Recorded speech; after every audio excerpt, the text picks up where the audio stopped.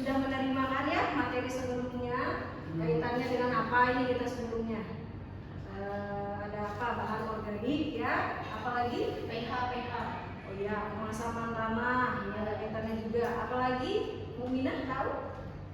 Coba di unsur hara tanah. unsur hara ya, ada kaitannya juga. Tapi topik kita sebelumnya apa? Koloid. Iya benar, koloid. Besar kaitannya dengan kapasitas tukar kation ya. Oke, kita lanjut. Dari namanya aja, kapasitas tukar kation. Kapasitas itu apa? Kemampuan.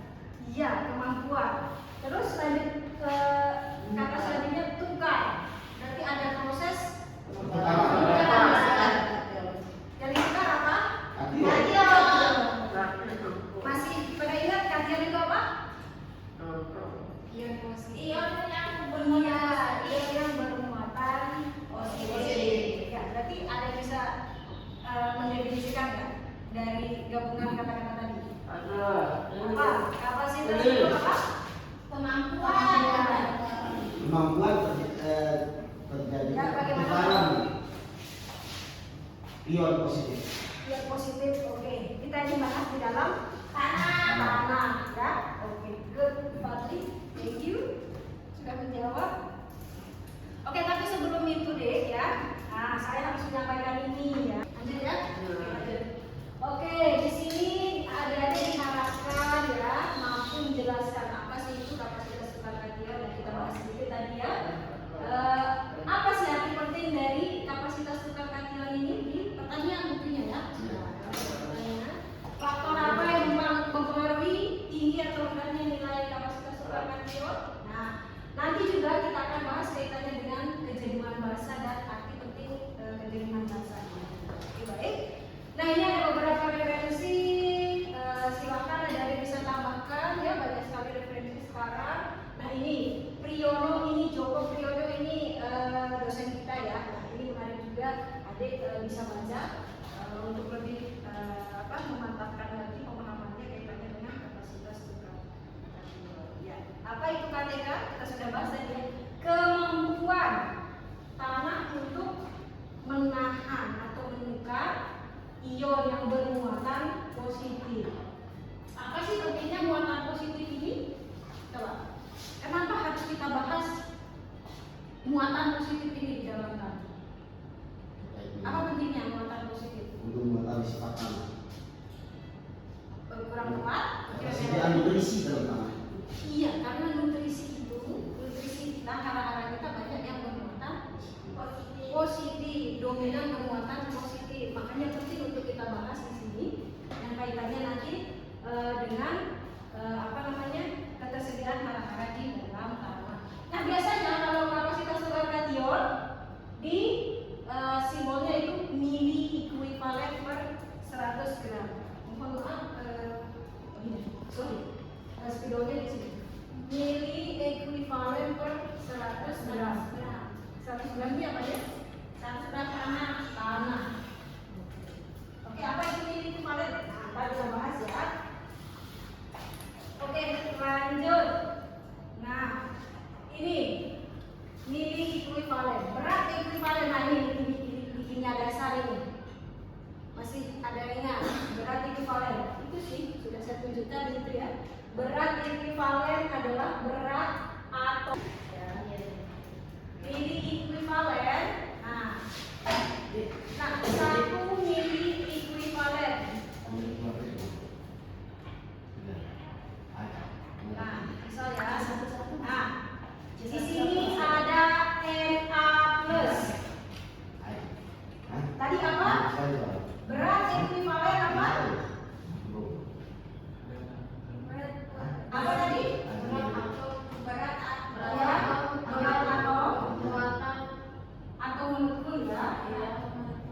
Dibagi dengan berat muatan.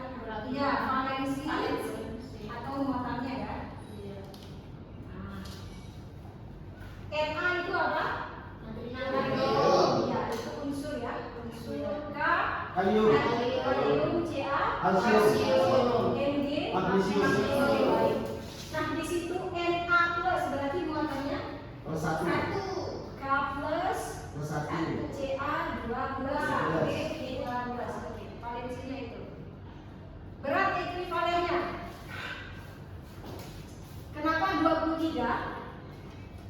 yang apa namanya Na nomor atau berat Berat atom penuh berat atomnya 23. Berarti bahan magnesisnya sama, maka berat ekuivalen untuk Na itu berarti 23. K plus, kenapa 39? Karena berat atomnya Iya, K plus itu 39, karena dia valensinya 1, maka dia 39.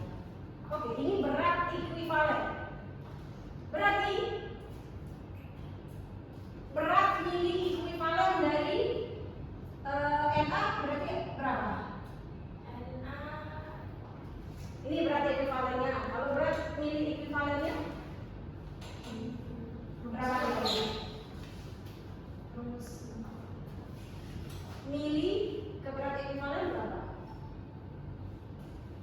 Misal, ibarat 23.000. misal ini ya. Nah ini berat ekuivalen di sini. Oh, Senti berat ekuivalennya. Ini mili. berarti 23 Berarti kali kalau pemilih berapa? 23 kali 10 pangkat 2. Dibagi berapa? Dibagi 100. Dibagi 100. Nah, berarti milik 23 kali 10 pangkat berarti berapa? 2. Oke, karena dibagi 0,023 bagi 1000 dia. 0,023 dibagi 100. Bagi 1000. 1000. Kan bagi kalian. 3 kali ya itu. 3 kali. Dari gram 3 kali pandai. Ya, berarti ekuivalen Senti. 3 kali. Oh iya. Senti. Oke, itu ya. Paham sampai di sini berat mili ekuivalen? Paham. Berarti kalau saya bilang sorry, kan tadi kapasitas tukar kation itu ininya ya per 100 gram. Nanti berapa banyak dari kation-kation ini akan digunakan berat mili ekuivalennya per 100 gram tanah dari uji. Makanya itulah nilai KTK ya. Coba Adik perhatikan. Di situ ada nggak yang muatan positif negatif? Nggak ada. Iya, karena kita menghitung yang kationnya saja. Ya kan? KTK, kapasitas tukar kation. Hanya banyak yang gitu. Oke, lanjut. Gimana kalau ada persentase bahan organik ya? BO itu bahan organik. Persen liar itu di tanah liat kita biasa mineral ya. Kalau bahan organik kayak bagaimana? Bahan organik contohnya iya benar, pokoknya sisa-sisa tanaman ya. Oke, kita lanjut misal nih kita hitung rata KTK untuk persen bahan organik ada 200 mili ekuivalen per 100 gram. Ya, kalau untuk yang persen tanah liat 50 mili ekuivalen per 100 gram. Gimana caranya kita hitung KTK-nya ya? Nah, biasa di tanah itu kan bercampur ya. Ada bahan organik dan tanah mineralnya. Makanya ini digabungkan persentasenya gitu ya. Nah, kalau yang misal di sini dari data tanah dianalisis ya di laboratorium. Kalau persen bahan organiknya ini ada 2% dan persen liarnya ini ada 10%. Berarti nilai KTK-nya berapa?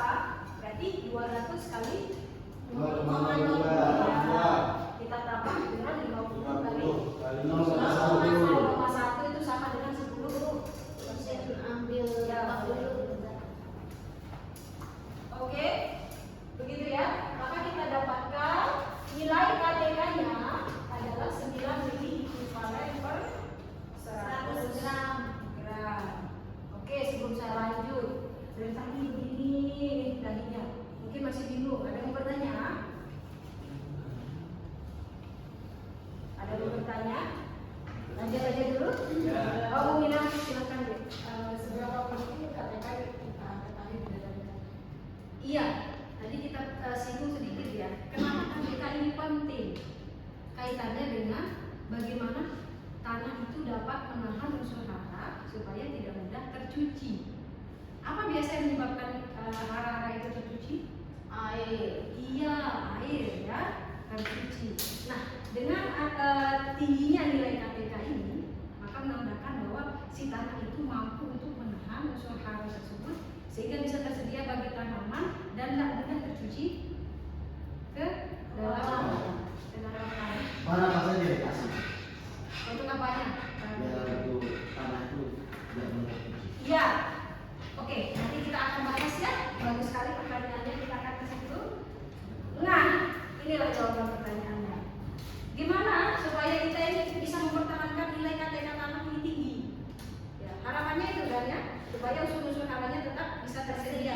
Dan apa implikasinya nanti tentunya produksi tanamannya meningkat. Iya. Jadi yang mempengaruhi KTK ini tekstur tanah.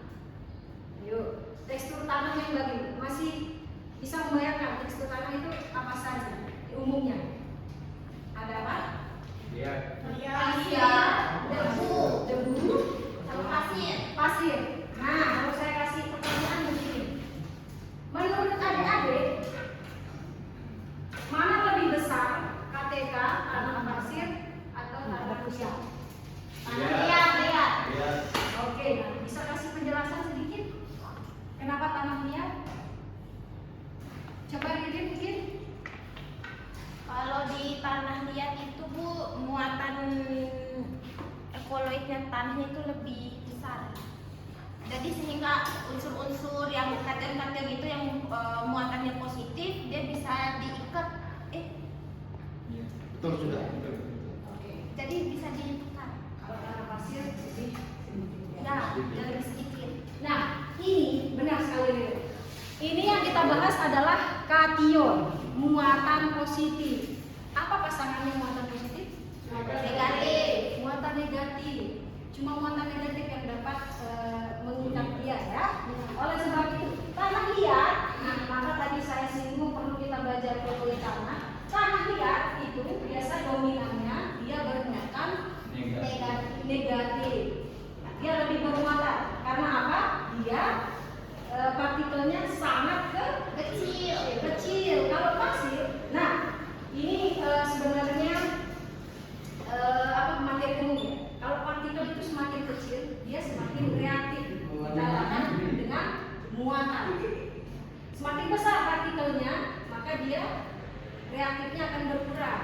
Makanya kenapa tanah pasir dia kurang reaktif? Ya, kurang reaktif dan dia tentunya kalau kurang reaktif tentunya muatannya juga akan sedikit. Dalam hal ini juga muatan negatifnya.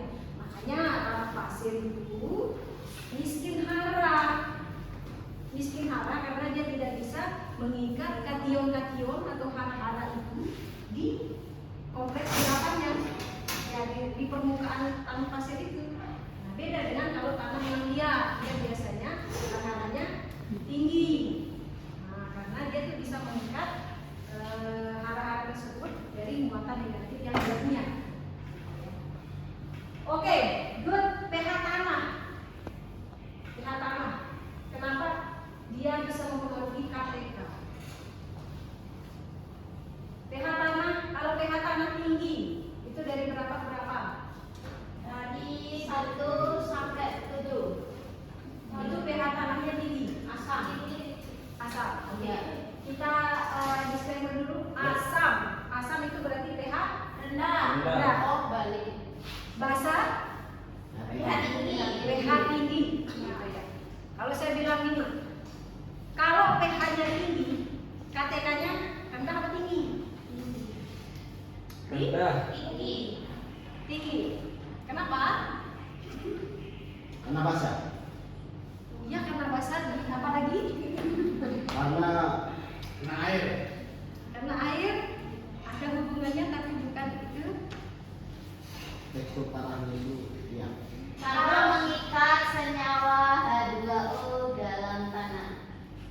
Ada tapi terlalu umum. Ya. Karena Kalau tinggi. pH-nya asam, itu yang dominan apa? Yuk kita sudah tahu nih ya. yang naik ke tangan ini? Logam berat. Logam berat kan? Gambut. H H plus. ini kan yang menyebabkan sama. Itu Logam kan berat yang pun banyak yang bermuatan pun Positif. positif. Logam berat pun coba kayak AL ya. Nah, ini bermuatan positif. Apa yang mau diikat? Kation bisa diikat nggak sesama muatan kationnya sendiri? Tidak. Nggak bisa. Enggak, oleh sebab itu dia yang bermuatan negatif. Muatan negatif banyak didapatkan pada pH tanah yang Tinggi. tinggi. Kalau pH tanahnya rendah, cenderung muatan negatifnya akan kecil, ya, kecil. Apa implikasinya? Kalau muatan negatifnya sedikit, berarti kation yang meningkat Sedikit. iya, makanya kationnya kecil. Oke, good ya. Oke, bisa diulang Dino? Ya. Yang tadi. Kalau KTK-nya tinggi, Ya, kalau KTK-nya rendah, tandanya muatan negatifnya lebih sedikit. ya, Karena muatan negatif itu dia dapat mengikat kation-kation basa.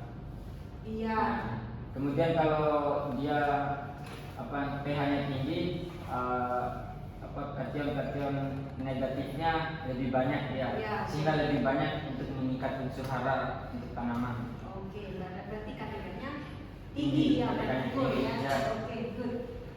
How about bahan organik? Bagaimana dengan bahan organik? Kalau bahan organiknya banyak, KTK-nya bagaimana? Baik. KTK-nya tinggi. Tinggi, karena gimana sifatnya bahan organik? Karena dia bersifat negatif yang banyak meningkat. Iya, bahan organik itu dia memiliki gugus-gugus fungsi kaki tanahnya ini dia banyak bermuatan negatif. Jadi banyak dia bisa ikat kation, sehingga kalau bahan organiknya tinggi maka KTK-nya juga akan tinggi. Oke, itu ya makanya kenapa supaya produksi tanaman itu sering ya dikasih tahu ya, mungkin bapak atau ibu adik yang petani gitu ya, tambahkan bahan organik. Tujuannya ini salah satu gitu ya, supaya hara-hara itu bisa tersedia bagi tanaman. pH-nya juga kalau pH-nya rendah, tambahkan kapur, ya enggak? Ya tidak? Ya. Biasanya gitu ya, karena untuk meningkatkan pH supaya KTK-nya lebih tinggi dan hara juga bisa tersedia bagi tanaman. Oke. Nah, ini ya, sebenarnya sudah saya singgung tadi ya. Kenapa KTK itu penting? Ini kaitannya untuk menahan nutrisi supaya nggak hilang, ya. Apalagi kita di daerah tropis ini, hujannya kan tinggi ya. Mungkin di kita tidak ya, mungkin di daerah-daerah Bogor, ada pernah ke Bogor? Belum. Oh, kalau yang pernah, ya, pagi pernah ke Bogor, di sana kan hampir setiap hari hujan ya. Bedanya Cuma sama lihat sini. di TV. Apa? Cuma lihat di TV. Cuma lihat di video. Oh, berarti saudaranya Fahri ya yang pernah ke sana ya. Oke, itu kalau kayak contoh-contoh daerah di Bogor gitu ya. Cuma lihat. Ya, daerah di Bogor itu curah hujannya tinggi. Nah, tentunya kalau curah hujan tinggi, hara-hara yang ada di dalam tanah akan tercuci. Makanya kenapa KTK ini penting kaitannya untuk menahan hara-hara itu supaya nggak mudah kecuci. Haranya ini diikat dulu sih sama si tanahnya supaya nggak kecuci ya. Oke. Itu kita lanjut lagi kaitannya dengan soil fertility, berarti kesuburan tanah ya. Tentunya dengan KTK yang lebih tinggi, kesuburan tanahnya akan lebih besar ya, karena dia akan dipengaruhi oleh beberapa faktor tadi ya. Yang ciri-cirinya tentunya akan mengantarkan ke kesuburan tanah yang lebih besar ya. Di sini juga mengoptimalkan pengelolaan pupuk. Nah, kita tahu nih masalah pupuk ini. Petani ini walaupun pupuk mahal, tetap aja mau beli pupuk ya. Karena cara ngasihnya ini berlebihan, tidak efisien. Karena anggapan petani bahwa semakin banyak dikasih pupuk, tanamannya akan semakin subur. Padahal tidak seperti itu. Tanaman itu sebenarnya sudah kenyang dengan pupuk-pupuk itu. Kenapa dia tidak tersedia? Ya karena kondisi-kondisi tanah yang tidak mendukung tadi. Misal pH-nya yang rendah, makanya haranya tidak tersedia. KTK-nya rendah. Nah,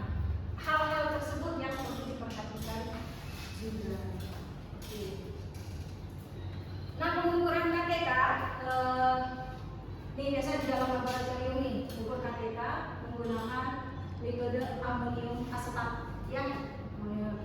Nanti adik-adik akan melakukan praktikum itu ya di laboratorium. Nah, jadi si hara-hara yang ada di dalam tanah itu digerus gitu ya, digerus dulu, dicuci dengan amonium asetat. Nah, misalnya ini tanah ya, nah, diambil contoh tanah, dimasukkan ke dalam tabung Erlenmeyer atau apa ya, dimasukkan di situ, ditambahkan amonium asetat, dikocok. Nah, amonium asetat ini akan menggerus kation-kation yang nempel di permukaan kulit tanah, digantikan oleh amonium itu. Nah, coba ada bayangin gimana analisisnya kalau kationnya ini beragam, akan susah kan? Ya. Makanya dia digantikan dulu dengan amonium asetat supaya amonium asetat yang terkumpul di situ itu menandakan bahwa segitulah banyaknya kation-kation yang terikat di permukaan tanah gitu ya. Ya. Oke, any question? Ada pertanyaan? Lanjut. Ngantuk ini? Ngantuk? Ya, jam siang. Jam siang ya. Udah habis diatur ya. Ya, oke, sedikit lagi. Ya, saya lanjut ke sini ya. Kejenuhan bahasa. Nah, ada namanya kation asam. Kation asam ini berupa H+ dan Ar13 asam ya. Makanya kenapa kalau adik-adik mengukur pH-nya rendah, berarti dominan ada kation-kation itu di dalam tanah, H+ dan Al13. Kation basa ada Ca2+, Mg2+, K+ dan etana. Kalau diperhatikan itu kan unsur-unsur hara yang ada di tanah kan, yang esensial diterima oleh tanaman. Nah, kation basa. Bagaimana mengukur kejenuhan basanya? Nah, situ ada jumlah kation basa. Apa aja itu berarti kita tambahkan Ca2+ tambah Mg2+ tambah K+ tambah Na+ dibagi dengan jumlah kation basa ditambah kation asam. Karena satuannya persen maka dikalikan 100%.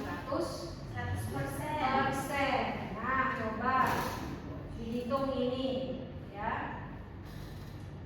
Contoh ini dianalisis di horizon A ya. Horizon A. Nah, oke, kationnya ada H+. Di situ nilai ekivalen 9,4. Ca2+ 14, Mg2+ 3, K+ 0,5, Na+ 0,1. Oke, KTK-nya berapa? 27 ini. Coba benar nggak itu? Coba dihitung dulu. 14 tambah 3. Benar nggak 27? 12 tambah 9. 25.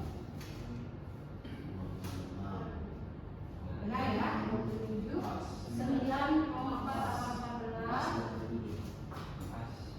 Pas 24. Oke, bayang ya dapat nilai KTK seperti apa? Jadi nilai ekivalen setiap kationnya dihitung, itu digabungkan.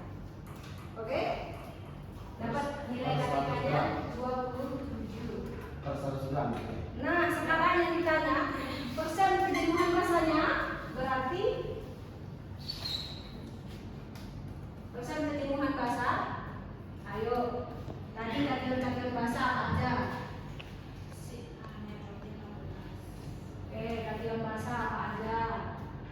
H+ termasuk kation basa apa? Bukan. Oke, H+ bukan kation basa, berarti dia kation asam. Oke, untuk basa berarti tidak usah dihitung H+-nya. Berarti 14 tambah 3 tambah 0,5 tambah 0,1. Ya, 12,6 dibagi dengan KTK-nya ya, atau jumlah keseluruhan nilai kation ya per 100 kali 100%, maka didapatkan kejenuhan basanya 65%. Berapa kejenuhan asamnya? Nah, itu kejenuhan asamnya berarti 9,4 dibagi dengan 27 kali 100%, 35. Nah, itu ya. Sudah ya. Nah, coba adik bayangin. Kalau kita lihat dari sini, apa sih pentingnya penjemuhan bahasa akhirnya? Coba dari perhitungan ini. Untuk mengetahui pH-nya. Persentase basa ya, persentase basa yang ada di dalam tanah. Basa kita kan berubah unsur-unsur hara. Berarti kejenuhan basa ini penting kaitannya dengan ketersediaan unsur hara juga yang nantinya akan mempengaruhi kesuburan tanah. Oke, itu ya pentingnya kita mengetahui kejenuhan basa ini. Nah, ini hubungan antara kejenuhan basa dengan pH. Bisa dilihat semakin tinggi pH-nya, kejenuhan basanya semakin tinggi, meningkat, gitu ya. Makanya kenapa tanah asam itu walaupun ya tanah basa juga alkalin itu menjadi masalah, tanah asam juga menjadi masalah karena bayangin hara-haranya banyak yang tidak tersedia di tanaman kalau pH-nya rendah. Sedikit ini studi kasus. Ayo, coba bisa dibantu jawab studi kasus. Misal nih di desa Hayalan, kemana itu desanya ya? Dianalisis nih tanahnya, sifat kimia tanahnya. Nah, ada dibuat plot, ada sebelah utara, ada sebelah timur, sebelah barat, dan sebelah selatan. Nah, diukur pH-nya. Yang sebelah utara 5, sekian. Nah, bisa dilihat ya. Ada bahan organik, ada KTK, dan hasil panen. Nah, ada yang bisa mencoba menginterpretasikan data tersebut? Coba ada yang coba bisa bantu? Mumina, coba bisa bantu? Jelas kah? Jelas sekali. Yang sebelah selatan KTK-nya paling tinggi. Ya, yang sebelah selatan kayaknya. Iya. Sehingga sebelah selatan itu paling subur. Iya. Dilihat juga dengan hasil panen padinya ya. Padinya.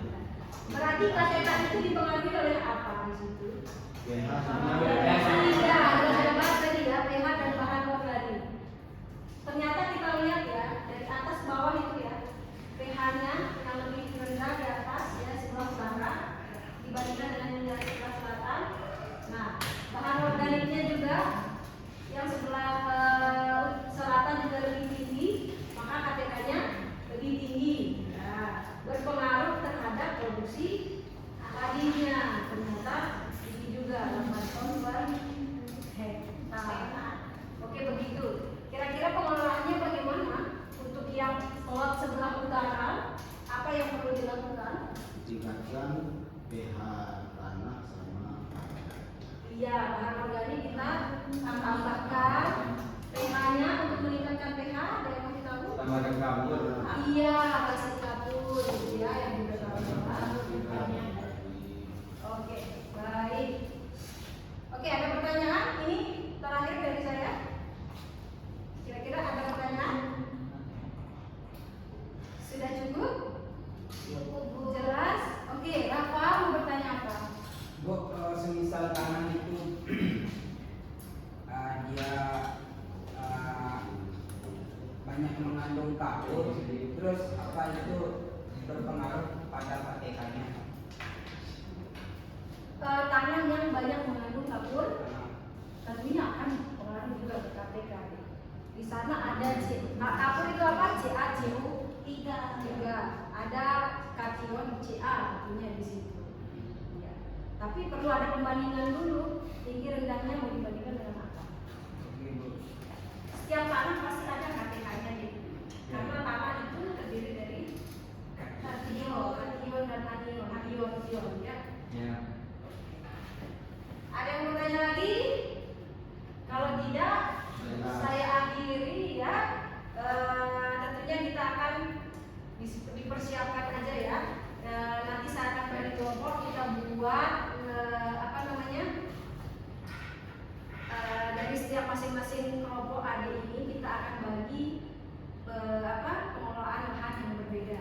Coba coba nanti diukur KTK-nya berapa gitu ya. Misal ini kan NTB ya, ada Bima, ada Sumbawa, ada Lombok Utara, Lombok Timur, Lombok Selatan, tentunya kondisinya akan berbeda. Nah, coba nanti dari masing-masing kelompok itu akan kita bagi dan kita akan observasi langsung di lapangan, kita hitung KTK.